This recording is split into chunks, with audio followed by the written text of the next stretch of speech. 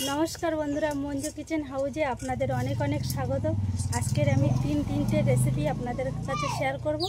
और এই যে জ্যান্ত কাঁকড়া নিয়ে এসেছি, এই কাঁকড়া দিয়ে গাছ থেকে বেগুন তুলব, বেগুন দিয়ে আর আমের আচার দিয়ে দারুণ একটা টকের রেসিপি করব। আর তার সাথে থাকবে বাগান থেকে শাক তুলব, শাক দিয়ে আর বড়ি দিয়ে। আরও আরেকটা রেসিপি পুঁইশাকের মিঠুলি ভোলা মাছ দিয়ে রান্না করব। আপনারা পুরো ভিডিওটা প্রথম থেকে শেষ পর্যন্ত দেখতে থাকুন। গাছ থেকে আগে কটা বেগুন তুলে নেব। এই বেগুনগুলো বেশি বড় বড় হয় না, এরকম ছোট ছোট সাইজ। একই সাথে কটা শাকও তুলে নেব। শাকগুলো এরকম বড় বড় হয়ে গেছে।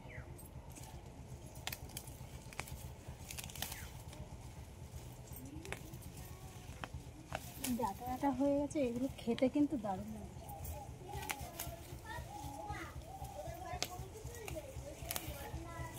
শাক আর বেগুন তো তোলা হয়ে গেল, এবার সোজা রান্নাঘরে যাব। এবার রান্নাবান্না শুরু করব। আগে এই কাঁকড়াগুলো কেটে নেব। বাবা, এই ঠ্যাংগুলো কি বড় বড় আছে, ধরতে ভয় লাগছে, কামড়ে দেয় যদি না।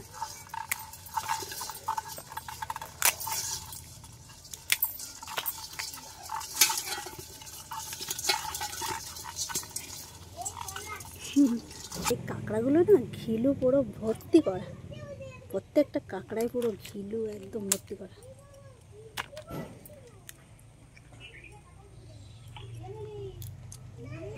একই সাথে এই ভোলা মাছগুলোও কেটে নিচ্ছি।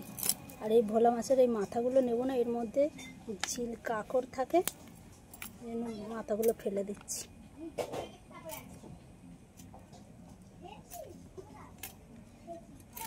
মাছ আর কাঁকড়াগুলো তো সব কেটে ধুয়ে পরিষ্কার করে নিয়েছি। এইবার এই যে পুঁইশাকের মিঠুলি নিয়েছি কিছুটা, এগুলো কাটবো। আর বেগুন কাটবো। আর এই শাকগুলো সব কেটে পরিষ্কার করে নেব। একদম পুরো কচি বেগুন।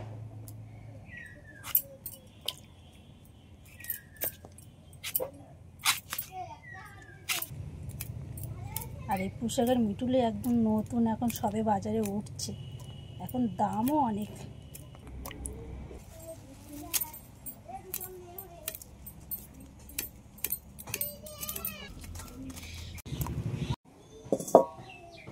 কড়াইতে দিয়ে দিচ্ছি সর্ষের তেল।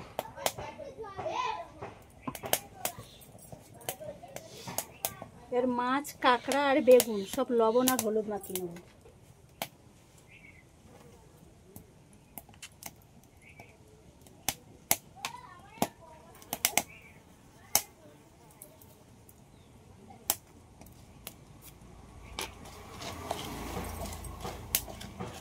তেলটা গরম হয়ে গেছে, আগে মাছগুলো সব ভেজে নেব।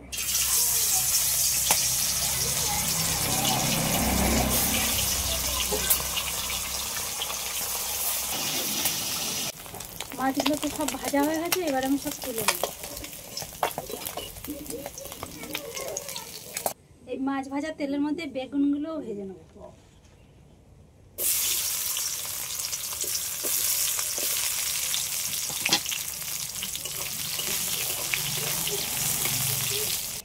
আমি কিছুটা বড়ি নিয়েছি, এই বড়িগুলো তেলের মধ্যে ভেজে নেব।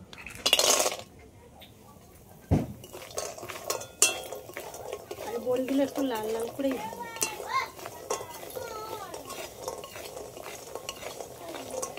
ফোড়নে দিয়ে দিচ্ছি পাঁচফোড়ন, পেঁয়াজ কুচি,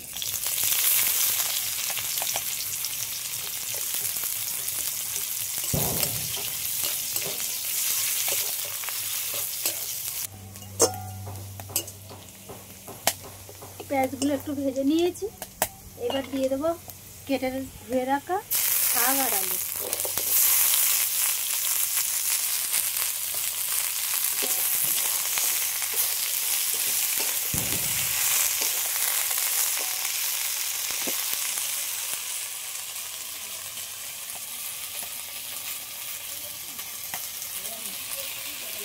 চারটে কাঁচা লঙ্কা এর উপরে দিয়ে দিচ্ছি।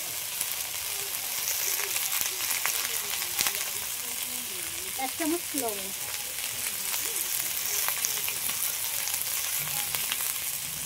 হলুদের গুঁড়ো,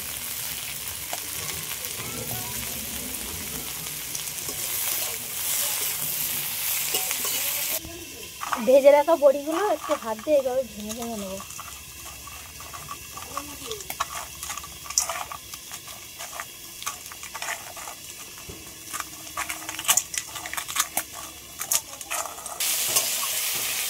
আবার আলুটা হালকা করে একটু ভেজে নিয়েছি, এবার পরিমাণ মতন জল দিয়ে দেবো।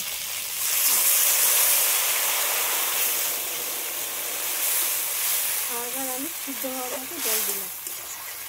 সর্ষে আর পোস্ত এগুলো সব বেটে নেব।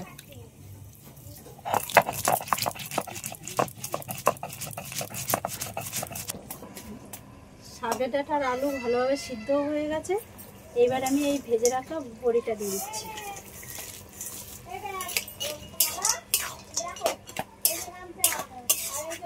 আর এই জলটা পুরো একদম এই বড়িতে টেনে নেবে।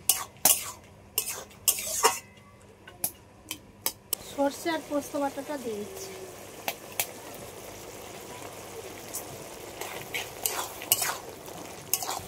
এই শাকের ডাঁটার মধ্যে অল্প করে একটু চিনি দিয়ে দিচ্ছি।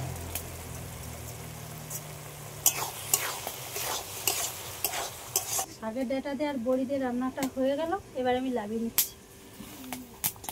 কড়াইয়ের মধ্যে কিছুটা জল দিয়েছি, এর মধ্যে দিয়ে দিচ্ছি পুঁইশাকের মিটলি আর আলু।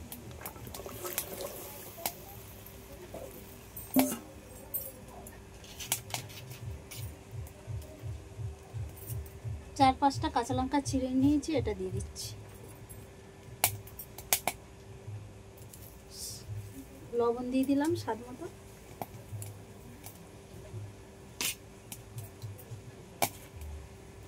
হলুদের গুঁড়ো।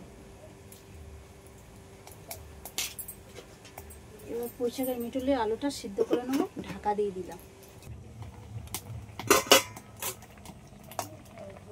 পুঁইশাকের মিটুলি আর আলুটা হাফ সিদ্ধ হয়েছে, এবার আমি দিয়ে দেবো ভেজে রাখা ভোলা মাছগুলো দিয়ে দিচ্ছি।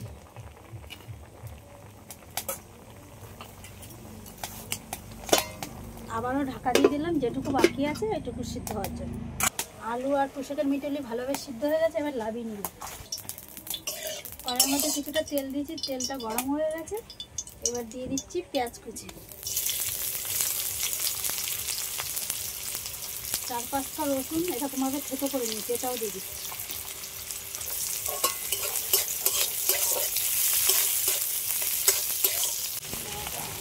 এবার দিয়ে দিচ্ছি কিছুটা টমেটো কুচি। একটু হালকা করে একটু লবণ দিয়ে দেবো টমেটোটা গলে যাওয়ার জন্য। হালকা করে একটু হলুদের গুঁড়ো। সবগুলো একটু লাল লাল করে ভেজে নেব। সবগুলোকে একসাথে একটু ভালো করে ভেজে নিয়েছি, এবার কিছুটা সর্ষে বাটা দিচ্ছি।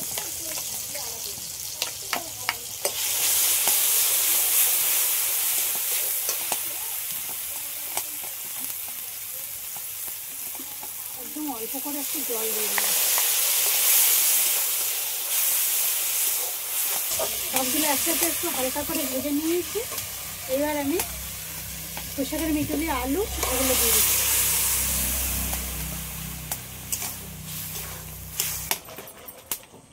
পুঁইশাকের মিটুলি হয়ে গেল, ফোড়নে দিয়ে দিচ্ছি পাঁচফোড়ন, সর্ষে আর একটা শুকনো লঙ্কা কেটে নিয়েছি আর তেজপাতা, এগুলো সব একসাথে দিয়ে দিলাম।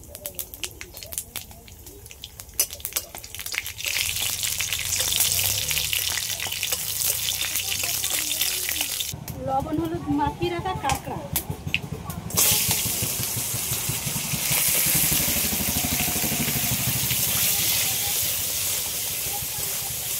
সবগুলো একসাথে একটু হালকা করে ভেজে নিচ্ছি। এই বাটিতে কিছুটা আমের আচার নিয়েছি, এর মধ্যে জল দিয়ে দিচ্ছি। আমের আচারটা ভালো করে হাত দিয়ে একটু গুলে নিচ্ছি এইভাবে। এই কাঁকড়ার মধ্যে দিয়ে দিচ্ছি ভেজে রাখা সেই বেগুনগুলো। সবগুলো একসাথে একটু হালকা করে নেড়ে নিলাম। আর এই গুলে রাখা আমটা দিয়ে দিচ্ছি, আমের আচার।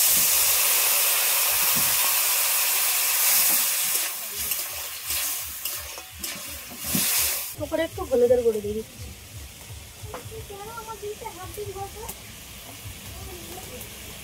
লবণ,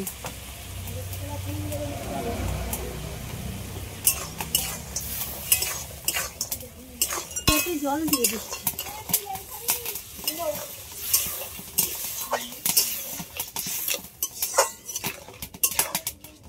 বেগুন আর কাঁকড়াদের টক হয়ে গেছে, লাভিয়ে নিলাম। তিনটে রেসিপি তো রান্না কমপ্লিট হয়ে গেল। আর আপনাদের যদি এই ভিডিওটা ভালো লেগে থাকে আমার চ্যানেলটিকে সাবস্ক্রাইব করবেন, লাইক কমেন্ট শেয়ার করে আমার বন্ধুদের পাশে থাকবেন।